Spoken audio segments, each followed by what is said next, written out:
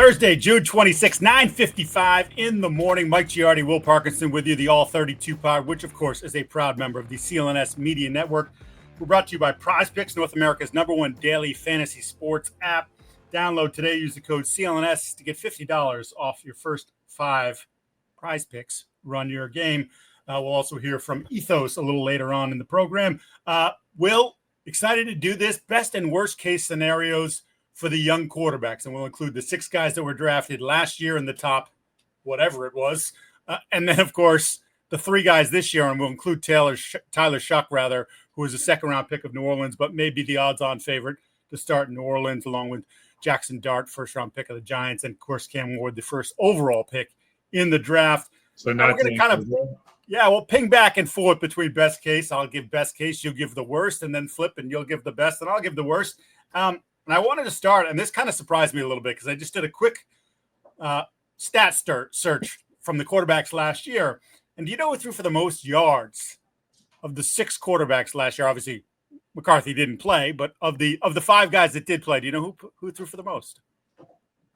I feel like you're setting me up to say Caleb. Close. Bo Nix. I figured Bo was too easy because he actually had a decent year, and then I thought you were going to be like, well, Caleb was a lot better than we thought. There are some numbers that would indicate Caleb was a little bit better than we thought, but Bo Nix, 3,775 yards, completed 66.3% of his passes, 29 touchdowns, 12 interceptions. So also the most touchdowns of any of the young quarterbacks last year. And look, we talked about it going in, right, that there was just a good fit with Sean Payton. He was already a really well-developed prospect. Sean kind of figured out, hey, this is what works for him. They got him on the move a little bit more. And so to me, it's almost the same thing. Like a best-case scenario for him this year is maybe around 3,900 to 4,000 yards. Maybe the interceptions go from 12 to 8. Touchdowns are right around 30. But with what they've done in the offseason and added what they feel like is, in Harvey, a guy that can be a game changer for them at running back, that now all of a sudden there's a little bit more there, a little bit more balance, a little bit more offense, and that Nix can continue to just sort of be the guy who he's been since his last year at Oregon.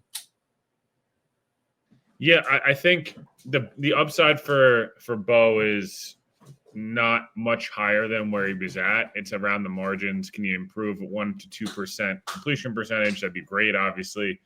Can you eliminate a few of the turnovers? But I think you said, Mike, I think he showed more than what we thought we would see from a vertical passing perspective, but kind of think Bo is who he is, which is not a bad thing at all. Obviously, he was a really good player last year, especially statistically. So, yeah, I don't disagree. I think worst case for Bo, the issue is it doesn't get any better at all, and actually it reverses a little bit to more 24 touchdowns and 15 interceptions, and the completion percentage is around the same, but the yards per attempt go down, and there's a few more, turnovers mixed in there, and just little things like that. Hey, he, goes from 6.7 yards per attempt, which frankly isn't, great to begin with, and goes to 6.2. The interception percentage goes from 2 to 3%, and just little things like that, 93 rating, 56 QBR. Does he regress to a 50 QBR?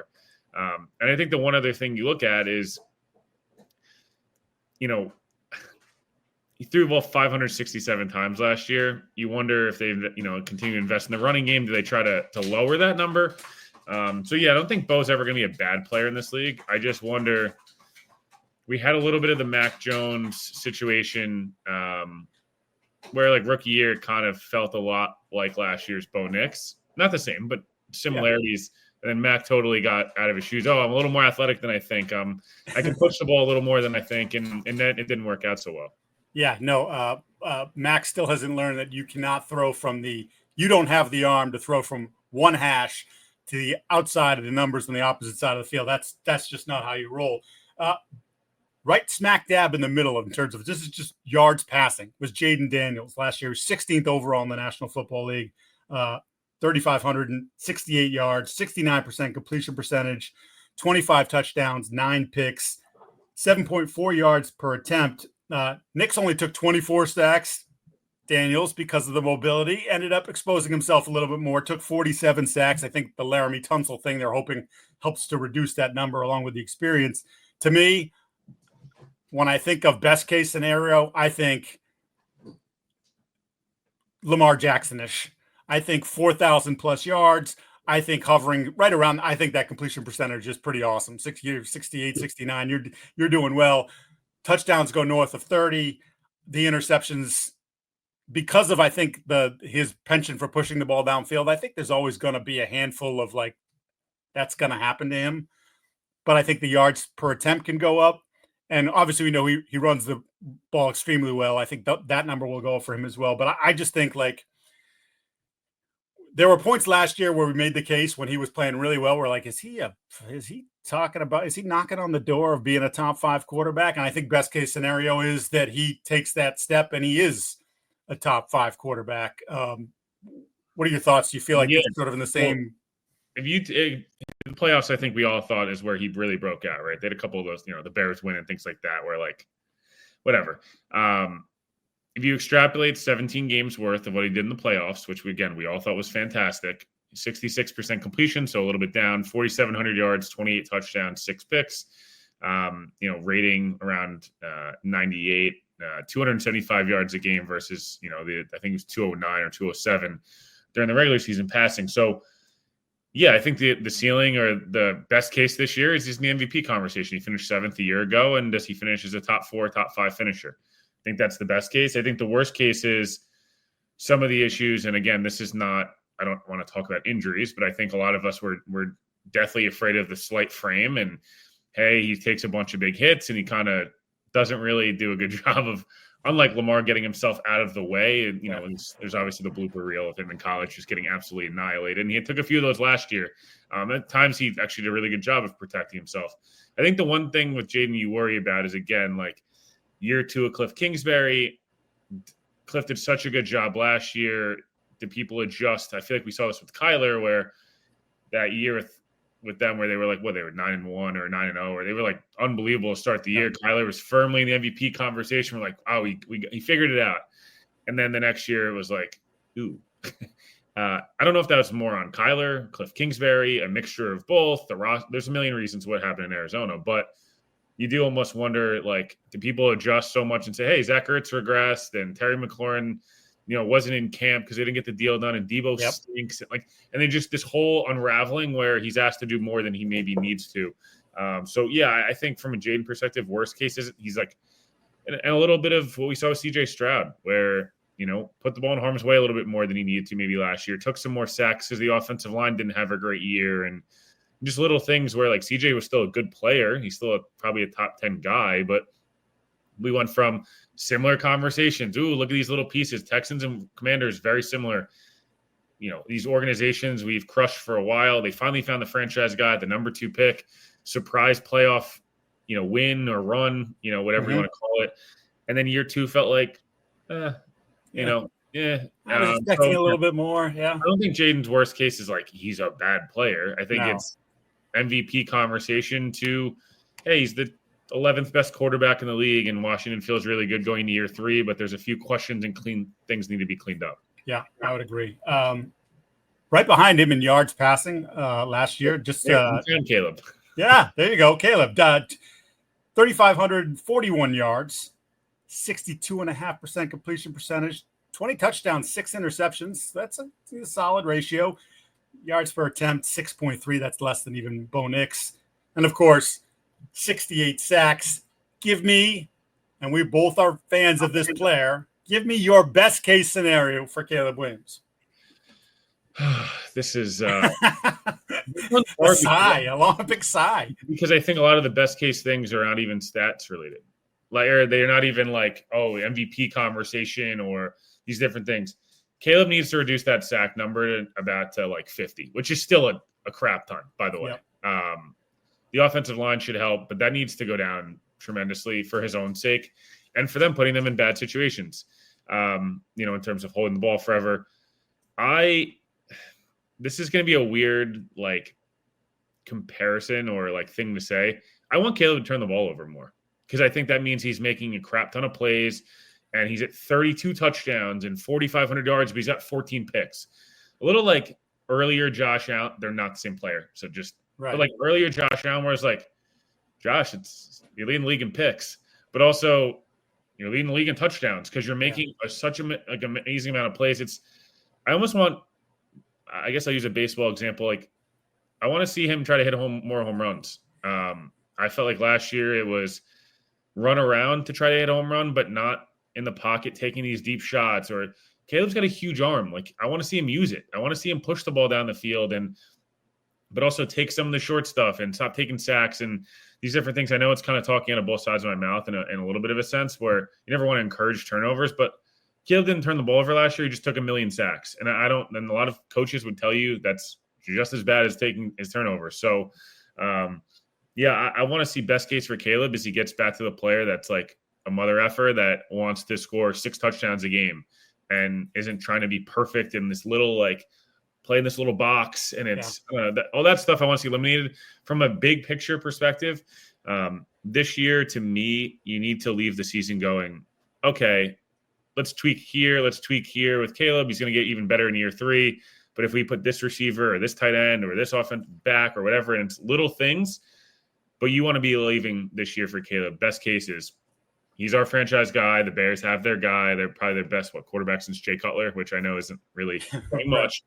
But even, I don't know, I know it's a crazy example, but like, can you be a little more Jay Cutler where it's like a little bit more of a gunslinger attitude where this defense should be really good. The running game should be good with this offensive line. There's plenty of weapons. He played the way Bo Nix was going to play last year where it's like, oh, not too many touchdowns, but didn't turn the ball over. I don't think that's sustainable for what Caleb is as a player. Yeah, I think he was pretty battered and bruised by the end of the year, both physically and mentally. For me, the worst seeing things that aren't really. Yeah. And look, they went through the coaching change, mid-year, offensive coordinator before the head coach went. Like, it's a whole different thing that was not in any way, shape, or form. One more thing. Yeah. I don't care if your coach tells you not to. Call the timeout, man. let's no, but seriously, let's get better. Use your football sense. Yeah, like, you're not an idiot. Let's go. Let's be better at this stuff.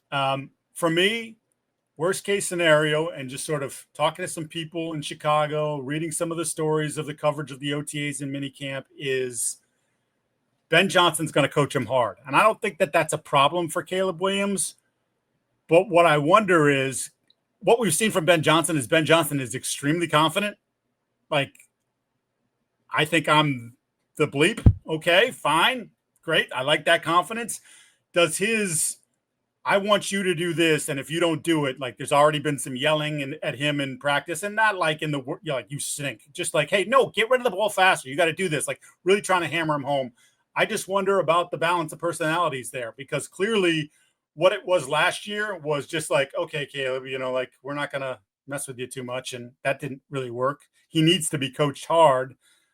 Ben obviously has a good resume, but I'm just curious about the personality fit there.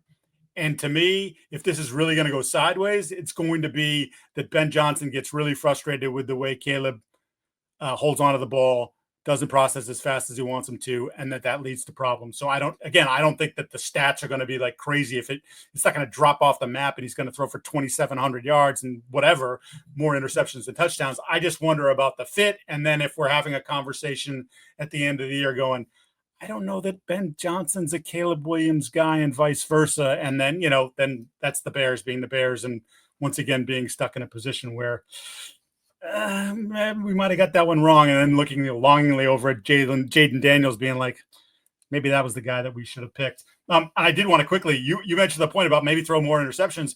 It reminds me of a Brian Kelly story about Jayden Daniels, his time at LSU, where he was so initially cautious with the football, and they were like, no, dude, you have to let it rip. You have the arm. We've got the talent on the outside. Just let it. It's okay. Every once in a while, throwing an interception is okay. So that's sort of your point, I think, with Caleb Williams as well.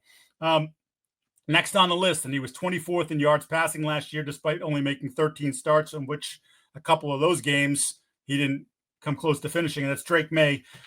2,403 yards passing, 60.9% completion percentage, 15 touchdowns, 10 picks, 9 fumbles, 6.7 yards per attempt. He was sacked 34 times. You obviously see him in the division. Best case scenario for Drake Maye in 2025-26. I think Best case is Drake Maye shows the flashes become a consistent performance and lead to wins. I think there was a lot of flashes last year. I think the Buffalo first quarter on the road or first half, honestly, the beginning of the Jets game at home, these different moments where you're like, whoa, there it is.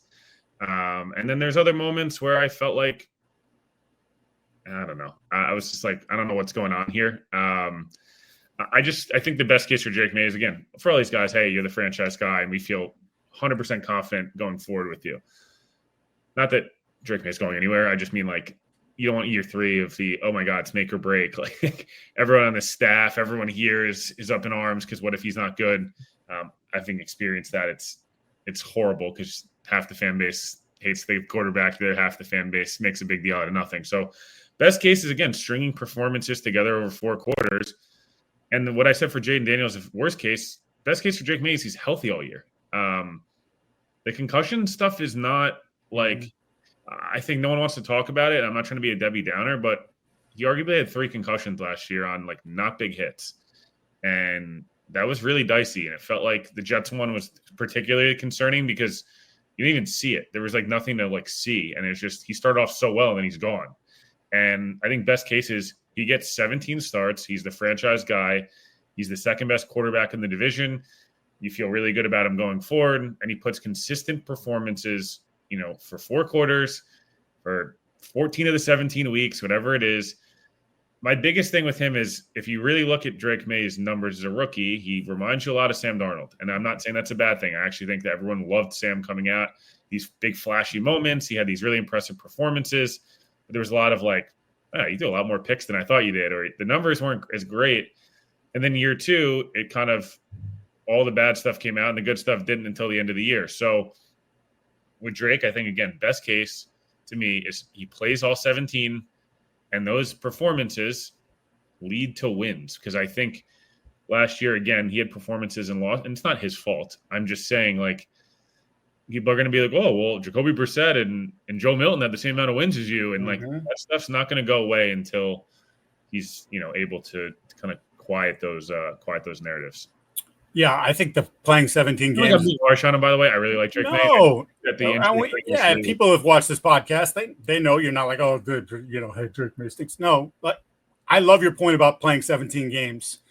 You got spoiled when you had Brady, and obviously, like, no, we don't compare anybody to Brady, but like, these guys have to post. Josh Allen posts every week. The best quarterbacks, Mahomes, they're available every single week. And another great quality about those quarterbacks is it's not going great. You may have 3 quarters of just he can't get into a rhythm, but we're still within 7 points in the 4th quarter, and then all of a sudden, boom, that guy finds it and takes it to the next place, and you walk away with a win.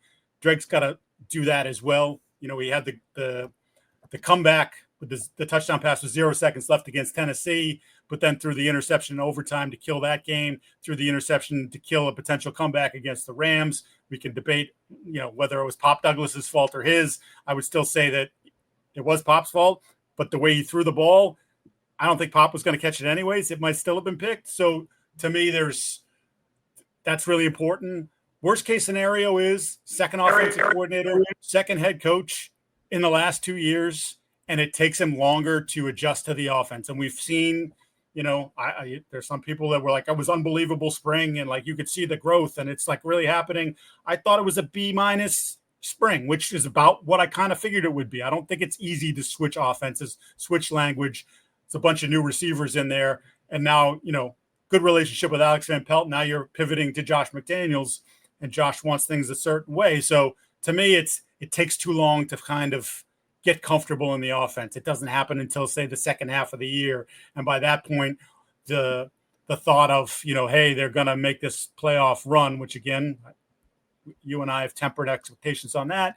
It's not going to happen. And then you wonder, do they say, maybe he's not the guy. Maybe they should have drafted J.J. McCarthy, who might be going ham in Minnesota, or whatever the case may be. So to me, it's about time with him. It's about playing. It's about the growth in the offense. It's about cutting back the turnovers. Like, again, they were bad last year, so I can see some of the turnovers just being, hey, I'm just trying to make a play. But that's not going to fly with Josh. It's not going to fly with Mike. So he's got to cut those down. If we're talking about the same thing at the end of the year where, he's turning the ball over 1+ times a game, that's not going to be great. That to me would be worst case scenario. Let's hear from PrizePicks because they're awesome, and I totally stuck them at the end of the show last week, and that's a bad job by me. Can't do that. Plenty going on now. Baseball, women's basketball, which a lot more eyes are drawn to because of Caitlin Clark, and it's pretty simple. You pick 2 players up to 6 to win up to 2,000 times your money, and it's just picking more or less. Do you think Caitlin Clark is going to score more than 20 points? She's going to hit more than 6 threes, whatever the case may be, or less, and you want to fade that, you can do that. All you got to do is download the app. Use the code CLNS to get $50 off instantly after you play your first $5 lineup. Again, download the app. Use the code CLNS to get $50 off your first $5 lineup. PrizePicks, run your game. Let's move on to Michael Penix, who we didn't get to see very much of last year. Played in 5 games, only threw 61 passes, so there's a couple mop-up performances there of Kirk Cousins. 58.1% completion percentage. Obviously not a number you're looking for. 775 yards passing, 3 touchdowns, 3 picks, 7.4 yards per attempt, and he took 4 sacks during that time. To me, that big arm with the big body in London, the speed of Mooney, I look at, say,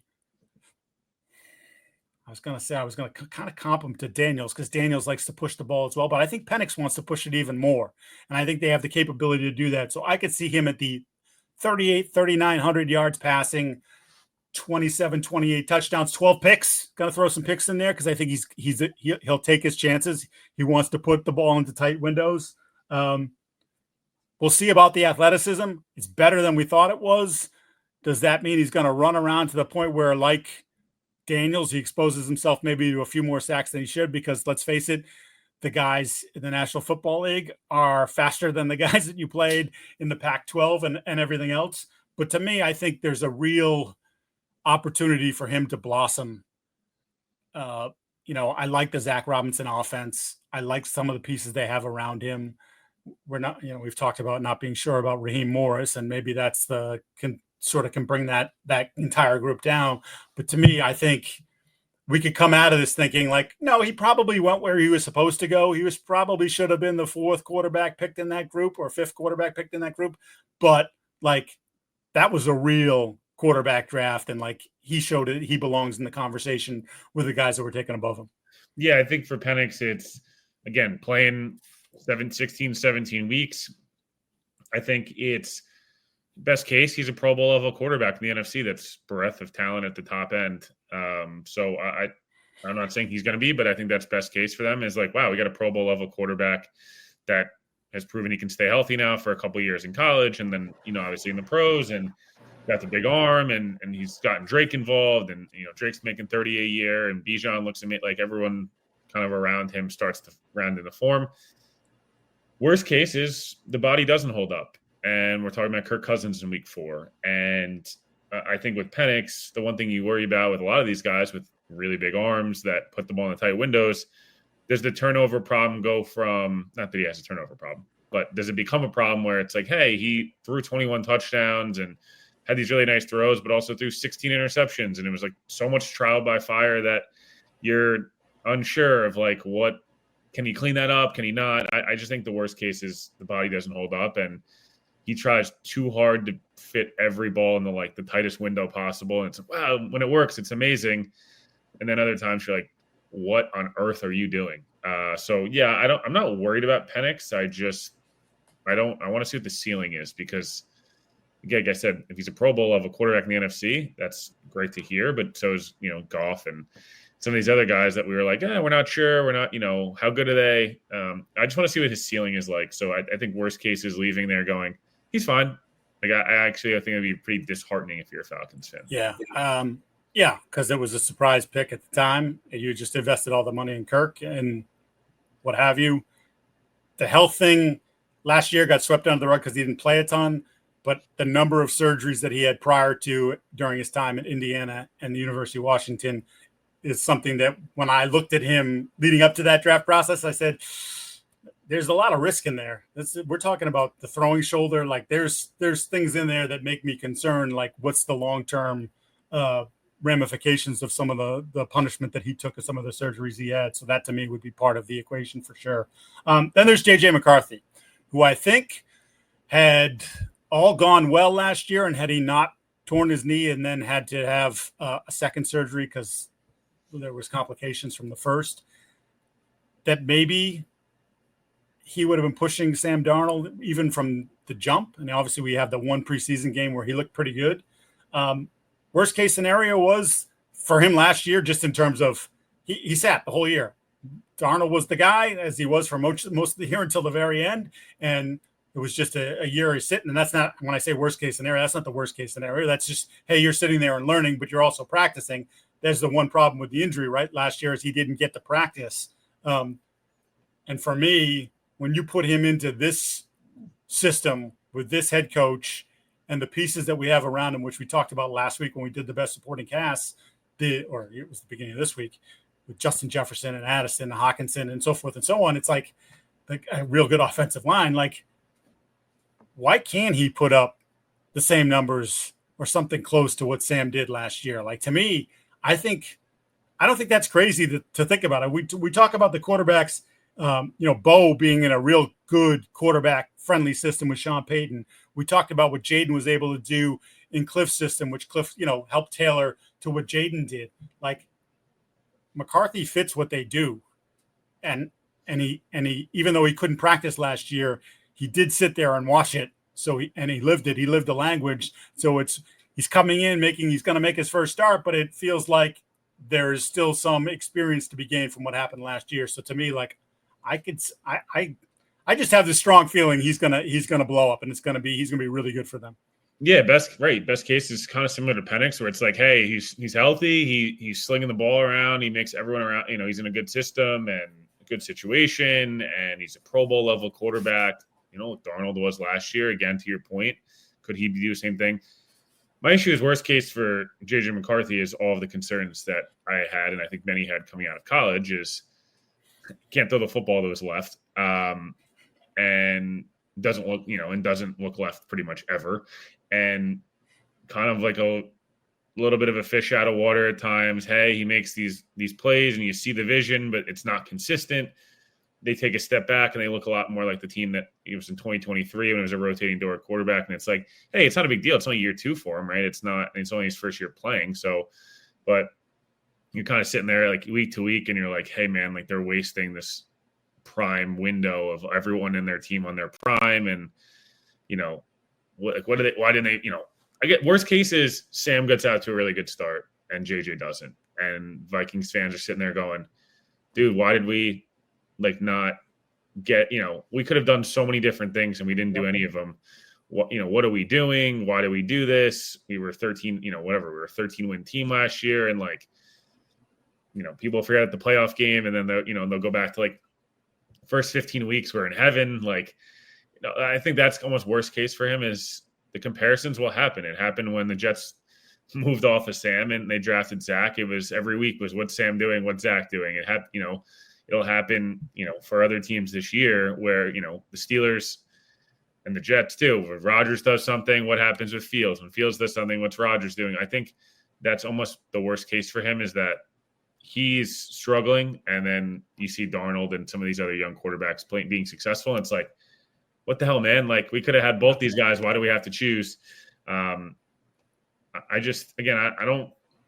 could see JJ being really good. I could also see this being a lot more of a learning process than I think people are ready for. I don't think it's quite as simple as he sat last year. It's a good thing, but it's not like he was practicing every week. And I think that's the one thing that scares me is, when these guys sit and it's great for them. Mahomes is practicing every week without Smith and getting not only mental reps, but physical reps. I think that it's a little scary when it's like you were on and then there was the weird, hey, they went into the knee again and no one talked. I don't know. That's the stuff that's just doesn't scare me per se, but it does make me a little cautious of was the knee worse than we thought? What's going on there? Yeah, I might be overly high on No, the you're not alone. possibility. I've seen some he's going to MVP Yeah, conversation. well, that's that. Let's pump the brakes on that. And there should be a point of a period of transition, right? Like I would think that first month in particular, it's going to be sort of like, okay, you know what, I can't get away with this, or hey, I can do this. I didn't think I could do that. I didn't think I could do that at this level. And then to me, the real growth of him will be in that final 3 months of the season when, hey, we know what he does well now. And we're just going to keep banking on different ways to hit that element. And I think Kevin O'Connell is great about that. I want to talk to you about life insurance. I want to talk to you about Ethos, one of our sponsors. When I first got married, life insurance, last thing in my mind, didn't think about it, didn't care. Then all of a sudden you have a kid. Then I had another kid, and it's like you're so concerned about making sure that family is protected. And if anything, knock on wood, but if anything bad happens to you, that they're taken care of. And to me, it was like, no, I got to get on the phone. I got to get this done. Not an easy process. At least it wasn't. Ethos, on the other hand, makes it an easy process. An online platform that makes getting life insurance fast and simple to protect your family's future in minutes, not in months. There's no complicated process. It's 100% online. No medical exam required. You just answer a few health questions and get a quote in as little as 10 minutes. You get same-day coverage without ever leaving the house. And life insurance is more affordable than you think. With Ethos, you get a free quote, customize your rate that fits your budget. You can get up to $3 million in coverage. And again, I just go back to my own personal experience and like lying awake at night saying, I got to make sure that my family is taken care of and the bills can get paid if something happens to me, God forbid. And Ethos is the place to help you. So protect your family with life insurance from Ethos. Get a free quote at ethos.com/all32. That's our promo code. Again, that's Ethos. That's ETHOS.com/all32. All right, let's move on to this year's draft class. And we'll start with the number one guy, Cam Ward. And I remember you and I having a conversation about Jayden Daniels last year. And I believe you were like, he's going to win Rookie of the Year. He's going to, you're just going to put so much on the counting stats. And I think you threw around like 35 touchdowns and like 17 interceptions. Like it's going to be that kind of year. Yeah. Turns out 25-9, like he was less than, but like took care of the. No, but like, yeah, you were. But like so much was on him. Well, guess what? So much is on Cam Ward. And maybe now we've seen sort of the guy coming in, the Jameis Winston type, throwing 25 interceptions or whatever. Maybe those guys don't exist anymore. Or, I mean, Jameis still exists, but you know what I mean, picking that high and the way they design offenses and sort of a good offensive coordinator. Brian Callahan at least was a good play designer when he was in Cincinnati, even though he wasn't calling the plays, that there's enough options for the quarterback that it's not constantly having to push the ball down the field and take unnecessary risks. And to me, I look at Cam Ward and I think, why can't he be best case scenario? Why can't he give you statistically, I'm talking now, a Jayden Daniels type performance? Incredible athlete, big arm, played a lot of college ball. Like there's already some good signals from Tennessee in terms of leadership and work ethic. They're, again, it's this time of year, but like, hey, throwing him out of the building, like, dude, you've been here too long. Go home, like go watch a TV show, do something. Like you spent 14 hours here today. But why can't that be the case for Cam Ward? I think we both agree physically there's a lot of talent there. Yeah, I don't disagree. I think it's going to be one of those years where we'll know a lot, obviously leaving the year. And I think if things go right and, some of the jump balls break his way, well, doesn't he look like the guy he was in Miami, where it's like a little erratic and crazy and frustration, but it's also all this excitement and adrenaline rush every time he's playing. And to your point, I think worst case is a lot of those tip balls and crazy 50-50 things and stuff like that don't go his way. And it's like, this guy had 16 touchdowns and 21 interceptions, and the Titans are 2-15 and they have a new coach. And it's like, oh my God, we're going to have a new coach come in already and restart. And I don't know. I just, my only thing with Cam is going to be like, can he, again, talking on both sides of my mouth here, but with Caleb, I want him to be a little more aggressive. With Cam, I wonder, you don't want to take it away because then you neuter him and you can't hit those ceilings. But at the same time, if you let him get too much freelance stuff, does it result in some really back-breaking interceptions and these different things? I don't know if one's better than the other, frankly, because again, you don't want to like neuter them. But yeah, I think worst case for Cam is just a lot of the 50-50 stuff is like ends up in the wrong hands. A little Zach Wilson-ish, when it gets there and it's like, hey, you ran around and the arm's really good, but it's not quite as good as you think it is for NFL standards. So yeah, that's where I would be kind of worried, I guess, worst case. Yeah, to me, it's Brian Callahan. Like the worst case is Brian Callahan can't coach, and it's a debacle. And midway through the year, they're pulling the plug on Callahan, and then, he's dealing with the Caleb Williams situation in Chicago last year, and it's not healthy.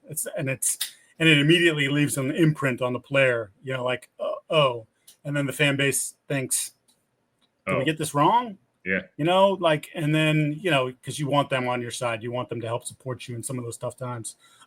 Jaxson Dart, who I think we both liked at the Senior Bowl, didn't love. I think we both thought the talk of him being a top, there was some noise about maybe he was going to get picked 3 overall. Like, what are you doing? Giants end up trading up anyway, picking him in the first round. What's the best case scenario for Jaxson Dart with a Giants team that but the edict is kind of, you got to make the playoffs? Best case is he saves Brian Dable and Joe Shane's jobs. I think the best case is he gets to start this year at some point. And I think best case, and I guess I'll combine Shough and Dart here because I think a lot of ways they have similar situations. I think for those guys getting experience playing and a little different with Shough because they're going to be terrible, and I think he should just play right away. He's damn near 30 years old. In Dart's case, like maybe he sits in the beginning, but if you're the Giants, can you leave feeling confident enough going into 2026 that he's a 17-game starter? And it's like, hey, we can make the playoffs with him if he has to make these improvements and all these different things. I think asking for more than that is even in a best case scenario, it's just unrealistic in this time. And again, I think with Shough, best case is, hey, we're going to take a quarterback probably at 1, but maybe for the best case for them and for Shough, maybe not for the Saints, but for him, he plays well enough. They win 4 or 5 games, and it's like, oh, we're not the number 1 pick conversation. We're not going to get Garrett Nussmeier, and maybe we're a trade back team, and we're going to try to go 1 more year with you, and we're going to accumulate all these assets. Knowing the Saints, they'll do none of that. They'll trade up for like a random like old tackle, but yeah, I think for both guys, it's you're the no doubt starter in 2026 is the best case for either of those guys. Yeah, Dart for me, the worst case scenario would be the Florida game. The offense. Well, no, but it's the offense at Ole Miss. I keep talking about this. Kiffin, I don't think Kiffin does an awesome. Like, he's fun to watch. They're a fun team to watch. His offense is fun to watch. I don't think it necessarily prepares the guys very well for the next level. So that this process of growing in a pro offense takes longer than you think. And Russell and Jameis, and maybe he doesn't get playing until week 9 or 10, and then it's like it's almost like a desperation. And Daboll loses his temper with him because he makes some ill-advised choices. And maybe he's, Ole Miss playing in the South, like playing in bad conditions at MetLife and in the Northeast. Maybe that's not his thing. I don't know. We'll see. Like, to me, those are some of the issues there where I don't know how translatable the Ole Miss offense was. And I know there've been some good reports about Dart here in the spring, but like, again, when they put pads on and when it gets a little bit more heated and intense, and you run into some of these joint practices, like, we'll see how good it's going. For Shough, nobody was talking about this dude. Worst case scenario, though, no one was talking about this dude until late in the year last year. Like, kind of like caught fire right before the All-Star circuit, and then like, look, hey, he was the best quarterback at the Senior Bowl, had some great workouts. Physically, he's had a hard time. He's had a bunch of season-ending injuries, I think like 4, as you mentioned. He's 26, I believe.